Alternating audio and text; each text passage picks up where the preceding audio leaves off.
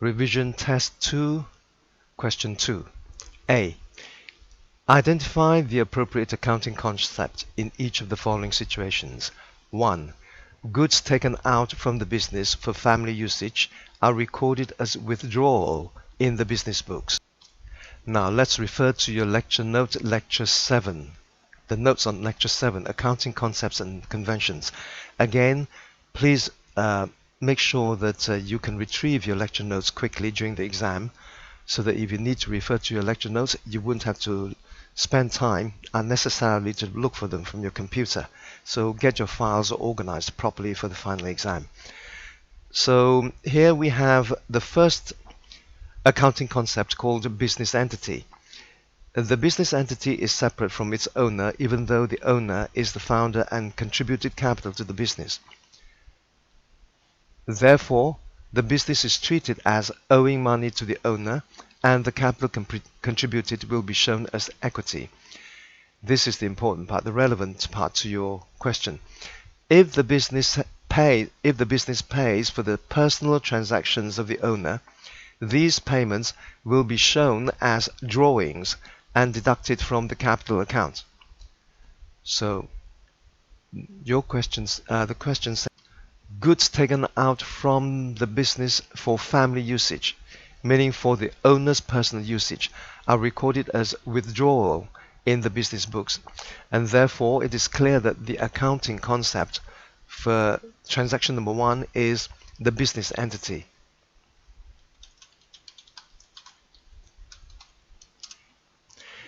Two, when preparing the statement of financial position, the land bought 10 years ago still valued at purchase price. Obviously, this is the historical cost accounting concept. 3. Kamal and Danny started a partnership business, and they agreed that they will review their business's performance on 31st December every year. So this is the accounting period concept. Accounting period. 4. Any anticipated profit cannot be reported in the financial statement. I think you must be quite familiar with this now, because you did a lot of this in your group CW1 group assignment. So it means that, so this is obviously the prudence concept. Profits not earned cannot be recognized or should not be recognized. So anticipated profit is profit not yet earned, and therefore it cannot be recognized, and therefore this is the prudence concept.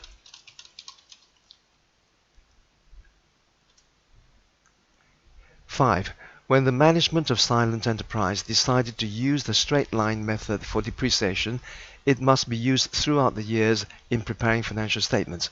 This is the consistency concept. So that's quite easy. And let's look at part B here.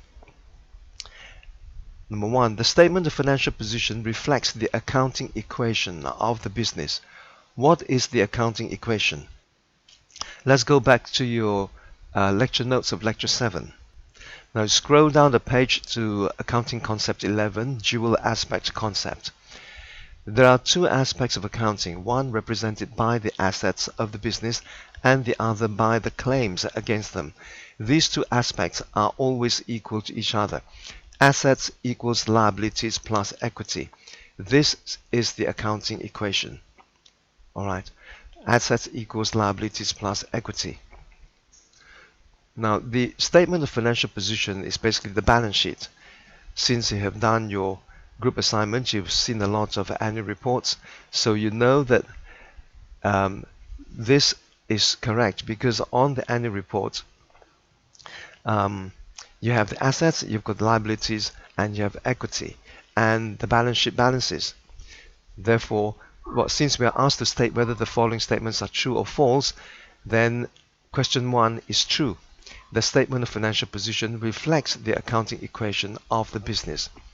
So on the balance sheet, it reflects that assets equals liabilities plus equity. So this is true.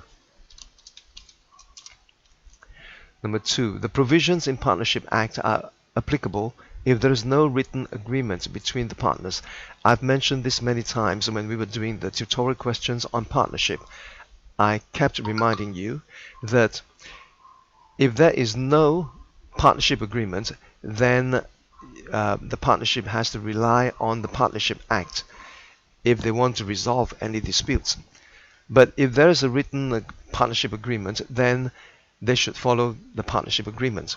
The partnership agreement has greater authority over the Partnership Act. So this is true.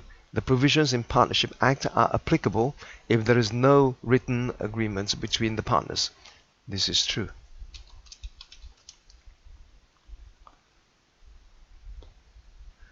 Number 3. Errors of commission happened when a transaction is completely omitted from the books. Well, this is false, since it says when a transaction is completely omitted from the books. This is in fact an error of omission, not commission. What are errors of commission? Let's refer to your lecture 6 notes. Go down to the errors of commission. So error number 2, errors of commission. It means it's an error of the same nature and same category. An entry is posted to the correct side of the ledger, but to the wrong account within the same class or same category. So if you go back to your exam question 1, section B, error number 1, it says sales of 396 ringgit to Selama Enterprise have been debited to Selamba Enterprise. Now this transaction is of the same category, the same class, right? It says same class or same category. What class, what category? Well, Selama Enterprise and Selamba Enterprise, they are both trade receivable accounts. All right, so therefore they are of the same class. And the entry is posted to the correct side of the ledger. So the 396 ringgit has been debited to the correct side of the wrong account Selamba. The correct side is the debit side, only that the wrong account is used. So this is an error of commission. The transaction is of the same class, in this case is of the class of trade receivable, and it is posted to the correct side of the account, meaning in this case the correct side is the debit side, but the wrong account is used, right? It says we must but to the wrong account within the same class and category. So let's go back to our question here. So errors of commission happens when a transaction is completely omitted from the books. Obviously this is false, right? When the transaction is completely omitted from the books, it is called an error of omission, not error of commission. Therefore error number 3 is false. Number 4. Profitability ratios measure the financial performance of the business. That is correct. It measures the profitability, and therefore they measure the financial performance. This is true. Number 5. Goodwill belongs to and will be shared among the old partners. This is true. Remember when we were doing the tutorial questions on partnership, when a new partner is omitted, before the new partner is brought into the partnership, the existing partners share their goodwill. So statement number 5 is correct. Goodwill belongs to and will be shared among the old partners. That is true. Okay, let's do section B of question 1. Sorry, section B of question 2. Question 2, section B. The following information was extracted from the books of Noble Enterprise for the year ended 31st December 2019, and we are required to prepare the trade receivable control accounts for the year ended 31st December 2019. Okay, so B, and so let's copy a T account over here. Okay, I've got the T accounts here, but please remember, put a title for what you're going to do. So in this case, we are required to prepare the trade receivable control account for the year ended 31st December 2019. And do we have a company's name? Yes, we have. The company's name is Noble Enterprise. So I can say right here, Noble Enterprise. And then trade receivable control account for the year ended 31st December 2019. Alright. Okay, balances of trade receivable accounts as at 1st January 2019 credit, and there is a debit balance. So there is a credit and a debit balance. So the credit balance is what we called the unusual balance. Remember that? Because trade receivable control accounts is expected to have debit balances. So when we have a credit balance, it is unusual. And I think it could be in one of the, I think in your the revision test one I gave you, there's one question about the unusual credit balance in the trade receivable control account. So the unusual balance, the credit balance, occurs usually because of overpayment from the customers. So okay, let's put down this, record these balances first. Brought down credit balance 220. All right. And here debit balance brought down 66975. Okay. Then we have credit sales. Credit sales at 349250. So we credit sales account and debit trade receivable account, control account. So sales 349250. 349250. So we have to be very careful because there are a lot of numbers and they are far apart from the descriptions. Then credit purchases. Well, credit purchases have nothing to do with trade receivable control account. We are asked to prepare only the trade receivable control account, not trade payable control account. So therefore we just ignore this one. Credit purchases, ignore it. Discount allowed, yes, we allow discounts to our customers. Therefore discount allowed, or is cash discount allowed, is 3438. Cash discount allowed is always credited to the trade receivables control account. 3438. 3438. Return inwards. Return inwards are goods returned by our customers, and therefore when they return goods to us, they are owing us less money, and therefore they have a lower debit balance. So in order to reduce the debit balance, then the return inwards should be credited to the trade receivable control account. Returns inwards. Returns inwards is 157 ringgit. Right. And dishonored checks. Well, payments received from customers are credited to the trade receivable control account. So when the check is dishonored, meaning the payment is no good, then we have to cancel that payment by recording that dishonored check on the debit side of the trade receivable control account. Dishonored check is 1462. Bad debts written off. Bad debts written off well, we have, these are the debtors. So bad debts written off means that we remove the customer completely from our sales ledger. So therefore, we just credit, because our sales ledger individual accounts have debit balances.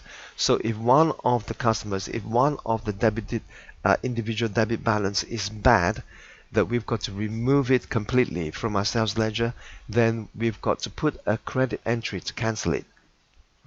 So bad debts written off is credited to the trade receivable control account. Bad debt written off. 733.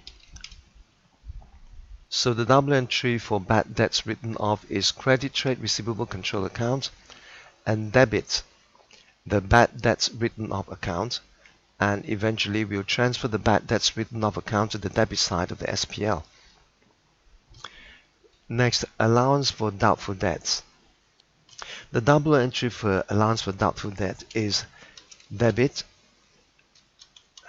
doubtful debt expense and credit allowance for doubtful debts. And therefore, the double entry for doubtful debts do not involve the trade receivable control account. And therefore, we can just ignore this one. Allowance for doubtful debts. Cash received from customers. Well, cash received from customers obviously is credited to the trade receivable control account. We credit trade receivable control accounts and debit bank accounts. So, cash received 359,600.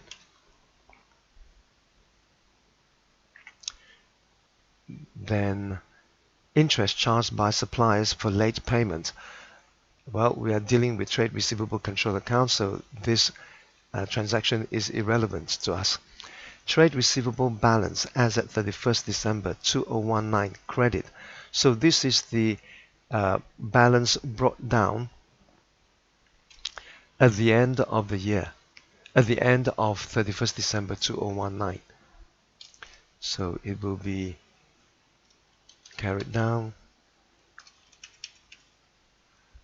400 ringgit, 400. Okay. And cash sales are not relevant to trade receivable control accounts because only credit sales are recorded in the trade receivable control account, so we can ignore that. Cash purchases are not relevant to our question. Sales ledger balance contra with purchases ledger balance. Okay, this is relevant, meaning we have one person who is our customer owing us 3,203 ringgit. But at the same time, this same person is also our supplier. We also owe him money. So we decided to, well, that person being our customer is supposed to pay us, and that same person being our supplier, we are supposed to pay him. So we just set off the amount that he owes us and the amounts that we owe him. So contra against purchase is credited to the trade receivable control account because we treat this 3,203 ringgit as payment from this customer. All right, but he's not going to pay us the money, the cash, well, because at the same time we are paying him for what we owe him. So we contra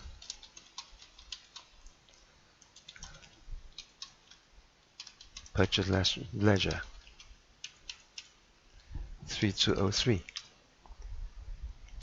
Refund to customers for overpayments.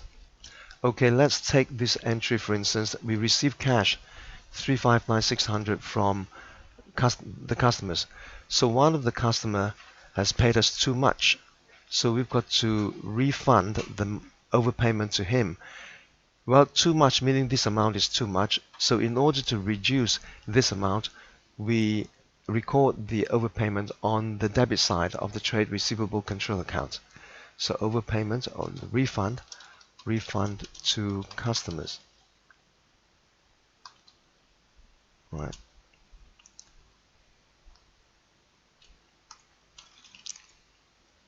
Oh, I'm sorry. Refund to customers. 200 ringgit. So we have dealt with all the transactions. Now we can close the account. So I think we'll just take this one up there. 400. And let's close the account.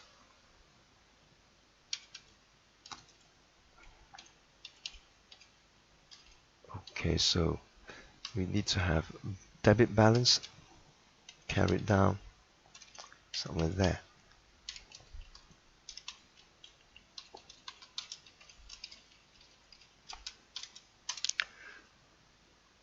All right.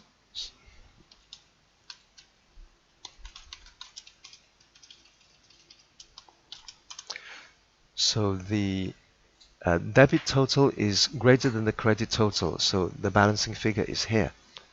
This equals to this minus this minus this minus this minus this minus this minus this. So the balance brought down 1 day after the previous closing date, which is 1st January 2020, for the next period, which is equal to this balance. And brought down the credit balance 1 day after the previous closing date, which is 1st January 2020, equals this. All right. So that completes question 2, part B. We've done all these entries in our tutorial questions. So if you are still not sure about the treatment of contra, for instance, or bad debts written off or returns inwards, dishonored checks, refund, please go back to the tutorial questions on trade receivable control account and revise the double entries.